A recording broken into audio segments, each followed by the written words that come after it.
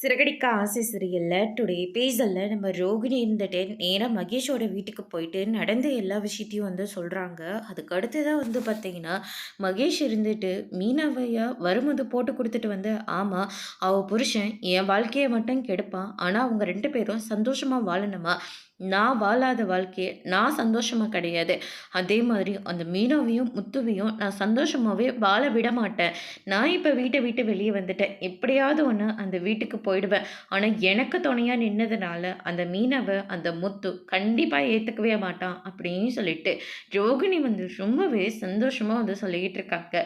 வித்யா இருந்துட்டு கடைசியில் நீ உனக்கு சப்போர்ட் பண்ணவங்களவே இந்த நிலைமைக்கு கொண்டு வந்து ஆளாக்கி விட்டுட்டல, கண்டிப்பாக நீ அந்த வீட்டுக்கு போக போகிறதே கிடையாது.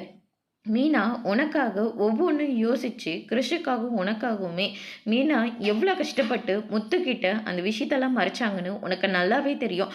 தெரிஞ்சிருந்தோம் அப்படிப்பட்ட ஒரு மீனாவை நீ வீட்டில் எல்லாருக்கிட்டையும் மாட்டி விட்டுட்டு வந்திருக்க.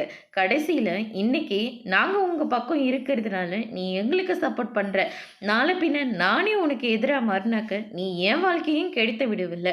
இனிமே உன்னோட ஃப்ரெண்ட்ஷிப்பே எனக்கு தேவையே இல்லை அப்படின்னு சொல்லிட்டு வித்யா இருந்துட்டு அங்கேருந்து கிளம்பிடுறாங்க. மகேஷ் இருந்துட்டு வித்யா நில்லடி அப்படின்ற மாதிரி சொல்கிறீங்க. நீ வேணா இந்த ஃப்ராடுக்கு சப்போர்ட் பண்ணிக்கிட்டு, ஆனால் இனிமேல் இவ இருக்கிற திசை பக்கம் கூட நான் வரமாட்டேன். நான் இப்போ நல்லா வாழ்கிறேன், அதுக்கு காரணமே மீனாவும் முத்துவும் தான் அப்படின்ற மாதிரி சொல்லிட்டு அங்கேருந்து கிளம்புறாங்க. அதோட முடிச்சிருக்காங்க.